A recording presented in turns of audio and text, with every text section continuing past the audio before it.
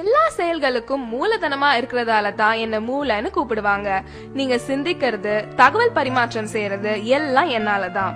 நான் ஒரு லைப்ரரி மாதிரி எல்லா விஷயங்களையும் கத்துக்கிட்டு கற்ற விஷயங்களை பத்திரப்படுத்தி வச்சு உங்களை பெரிய அறிவாளியா காட்டுறது நான் தான். உங்களோட உணர்வுகளையும் உடல் அசைவுகளையும் கூட நான் தான் கட்டுப்படுத்துறேன். ஆனா ஏதோ உலகத்திலேயே உங்களுக்கு தான் இல்லாத வேலையும் பிரச்சனையும் கவலையும் இருக்க மாதிரி நிம்மதி இல்லாம மன அழுத்தத்தை உண்டாக்கி எனக்கு பிரஷர் குடுக்குறீங்க. சரியா தூங்குறது இல்ல, சத்தான உணவு சாப்பிடுறது இல்ல, உடற்பயிற்சி பண்றது இல்ல, மனசை அமைதியா வச்சுக்க ஒரு சின்ன முயற்சி கூட எடுக்கிறது இல்ல. இதனால எனக்கு புத்துணர்வு கொடுக்கிற ரத்த குழாய்கள் பாதிக்கப்பட்டு பக்கவாதம் வருது, ஞாபக மருதி, சிந்திக்கும் திறன், முடிவெடுக்கிற திறன் குறையுது, மனசு சம்பந்தப்பட்ட பிரச்சனைகள் கூட வருது. மது அருந்தி என் மதிய மயக்கி என்ன முட்டாளாக்குறன்ற பேர்ல உங்களை நீங்களே முட்டாளாக்கிக்கிறீங்க. எதுக்குங்க இந்த பரபரப்பு? அமைதியா வாழுங்க, நல்லா தூங்குங்க, நிம்மதியா இருங்க, புத்திசாலின்னு எனக்கு பேர் வாங்கி கொடுங்க. அதுதான் உங்களுக்கும் பெருமை, எனக்கும் பெருமை. உங்க உடம்புல எல்லா உறுப்புகளும் 1 2ன்னு தான் இருக்கும். ஆனா நான் மட்டும் தாங்க 32 இருக்கேன். நான் அதிகமா இருக்கிறதுனாலவோ என்னவோ தெரியல, நீங்க என்ன சரியாவே கவனிக்கிறது இல்ல. இன்னும் நான் யாருன்னு தெரியலையா? நான் தாங்க உங்க பல்லு பேசுறேன். நான் நீங்க சாப்பிடுற உணவை மென்னு சிறு துகள்களா மாற்றி செரிமானத்துக்கு முதுகெலும்பா இருக்கிறேன். பல்லு போச்சுன்னா சொல்லு போச்சுன்னு சொல்லுவாங்க. நான் இல்லன்னா உங்க பேச்சு கூட தெளிவா இருக்காது. நீங்க சிரிக்கும் போது உங்களை பளிச்சுன்னு அழகா காட்டுறது நான் தான். நான் இல்லன்னா நீங்க சிரிக்க கூட யோசிப்பீங்க. இவ்வளவு முக்கியமான எண்ணெய புகையில பாக்கு போட்டு சிகரெட் பிடிச்சு அழுக்காக்குறீங்க.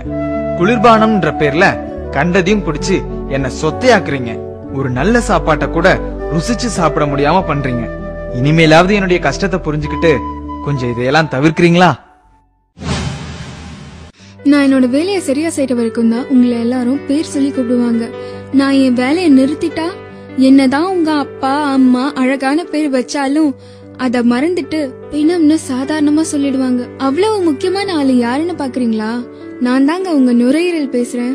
எவ்வளவு தூசும் மாசும் நிறைஞ்ச காத்த நீங்க உள்ள இழுத்தாலும் நீங்க வாழ்றதுக்கு மூல காரணமா இருக்கிற ஆக்சிஜனை மட்டும் சுத்திகரிச்சு உங்க உடலுக்கு அனுப்புறேன். ஏற்கனவே சுற்றுப்புற மாசால சிரமப்பட்டு இருக்கேன். அத புரிஞ்சுக்காம என்னைய சிகரெட்டு பீடி பிடிச்சு நச்சு வாய்களை செலுத்தி என்னைய அடைக்கிறீங்க. வேலை செய்ய விடாம என்னோட காத்து பைகளை செயலிழக்க வைக்கிறீங்க. புற்றுநோய்க்கு மட்டும் இல்லாம பல நோய்க்கு ஆளாக்குறீங்க. இது என்னோட நுரையீரல், என்ன வேணும்னா செய்வேன்ற மாதிரி என்ன மட்டுமா கஷ்டப்படுத்துறீங்க? நீங்க இழுத்து விடுற புகை உங்களையும் மத்தவங்களையும் பாதிக்குது. உங்களை அழிக்கவே உங்களுக்கு உரிமை இல்லாத போது மத்தவங்களை அழிக்க உங்களுக்கு என்ன உரிமை இருக்கு? பூவை போன்றவள் நான், சாம்பல் நிரப்புற கிண்ணம் இல்ல. விடுங்களேன், வேண்டாமே, வாழுங்க, வாழ விடுங்க. ஹலோ, கொஞ்சம் நில்லுங்க. என்ன கேக்குதா? நான் தான் உங்க இதயம் பேசுறேன். இதயம்னு சொன்ன உடனே உங்களுக்கு ஞாபகம் வர்றது உங்க காதல் தான். இப்படி காதலின் சின்னமான என்னையும் கொஞ்சம் காதலிக்கலாம்ல. நான் ஒரு நிமிஷம் கூட ஓய்வெடுக்காம துடிச்சு துடிச்சு ரத்தத்தை சீரா உங்க உடல் முழுவதும் கிடைக்க செய்றேன். நான் துடிக்கலனா நீங்க துடிச்சு போயிடுவீங்க. ஆனா சிகரெட்டு, மது, ஆரோக்கியம் இல்லாத மேல்நாட்டு உணவு, கொழுப்புள்ள உணவு சாப்பிட்டு உடற்பயிற்சியும் செய்யாம எனக்கு அழுத்தத்தை கொடுத்து மாரடைப்பு வர செய்யறீங்க. ஒண்ணு மட்டும் ஞாபகம் வச்சுக்கோங்க, நான் துடிக்கிறத நிறுத்தினா உங்க துடிப்பும் அடங்கி போயிடும். இனிமேலாவது அவன் சொன்னா இவன் சொன்னா ஸ்டைலு பிரஸ்டீஜ்னு சொல்லிட்டு இந்த பாழா போன விஷயங்கள் எல்லாம் செய்யாம நல்லா சாப்பிட்டு ஓடி ஆடி உடற்பயிற்சி செஞ்சா காதலின் சின்னமான நானும் நல்லா இருப்பேன், காதலிக்க நீங்களும் நல்லா இருப்பீங்க. ஒரு வேளைக்கு சாப்பிட சொன்னா 3 வேளை சாப்பாட்ட ஒரே நேரத்துல சாப்பிட்டு என்ன திணறடிக்கிறீங்க. இது உங்களுக்கே நியாயமா இருக்கா? யாருன்னு யோசிக்கிறீங்களா? நான் தாங்க உங்க வயிறு பேசுறேன். வெந்தும் வேகாத கொழுப்புள்ள உணவை இஷ்டத்துக்கு சாப்பிடுறீங்க. அதை நான் செரிக்க வைக்கிறதுக்குள்ள நொந்து நூலாயிடுறேன்.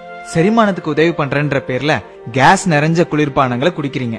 இதுல மேலும் நான் புண்ணாயிடுறேன். இப்படி ஒரு பக்கம் அதிகமா சாப்பிட்டு சாகடிக்கிறீங்கன்னா இன்னொரு பக்கம் வேளா வேலைக்கு சாப்பிடாம டயட்ன்ற பேர்ல சாகடிக்கிறீங்க. இது போதாதுன்னு இன்னும் கஷ்டம் கொடுக்கற மாதிரி மது அருந்தி அந்த கசப்பை மறைக்க ஆரோக்கியம் இல்லாத உணவை சைட் டிஷ்னு ஸ்டைலா சொல்லிட்டு சாப்பிடுறீங்க. நீங்களே கொஞ்சம் யோசிச்சு பாருங்க, நான் எவ்வளவு மென்மையானவன்னு. குப்பத்தொட்டி மாதிரி கண்டதையும் போட்டு நிரப்புறீங்களே, இது வயிறா இல்ல குப்பத்தொட்டியா? ஆசைக்கு சாப்பிடுங்க, ஆடம்பரத்துக்கு சாப்பிடாதீங்க. தேவைக்கு சாப்பிடுங்க, தேவையானதை தேர்ந்தெடுத்து சாப்பிடுங்க. ஆயுள் முழுக்க நல்லா இருப்பீங்க. நான் ரொம்ப நல்லவங்க. எனக்கு தீங்கு செய்ய நினைக்கிறவங்களுக்கு கூட முடிஞ்ச அளவுக்கு நன்மையே செய்யறேன். என்ன பாக்குறீங்க? நான் தான் உங்க கிட்னி பேசுறேன். உங்க உடம்புல உள்ள அழுக்கு அனைத்தையும் வடிகட்டுறது நான் தான். உடம்புல உள்ள தண்ணி, உப்பு மற்றும் அமிலங்களை சமநிலையா வச்சுக்க உதவுறேன். பல்வேறு ஹார்மோன்களையும் நான் சுரக்கிறேன். பல நன்மைகளை உங்களுக்கு செய்யற எனக்கு பதிலுக்கு நீங்க என்ன செய்றீங்க? தீங்குன்னு தெரிஞ்சே மது அருந்துறீங்க, சிகரெட் பிடிக்கிறீங்க, கண்டதையும் சாப்பிட்டுட்டு உடற்பயிற்சி கூட செய்ய மாட்டீங்க. கெட்டதை சுத்திகரிக்கிறதுக்கு உதவியா தண்ணியாவது நிறைய குடிக்கிறீங்களான்னா அதுவும் இல்ல. குளிர்பானம்ன்ற பேர்ல கண்ட ஆசிடையும் குடிக்கிறீங்க. நீங்க நிறைய கழிவு அனுப்புறதாலயோ என்னவோ நான் 2 உறுப்புகளா படைக்கப்பட்டிருக்கேன். நான் பாதிக்கப்பட்டு சர்க்கரை நோய்னு டாக்டர் சொல்லிட்டா அப்ப மட்டும் என்ன விழுந்து விழுந்து மருந்து மாத்திரை கொடுத்து பக்குவமா கவனிக்கிறீங்க. இருந்த என்ன பிரயோஜனம்? போனது போனது தானே. இனியாவது கண்கட்ட பிறகு சூரிய நமஸ்காரம் செய்யாம புத்திசாலியா இருப்பீங்களா?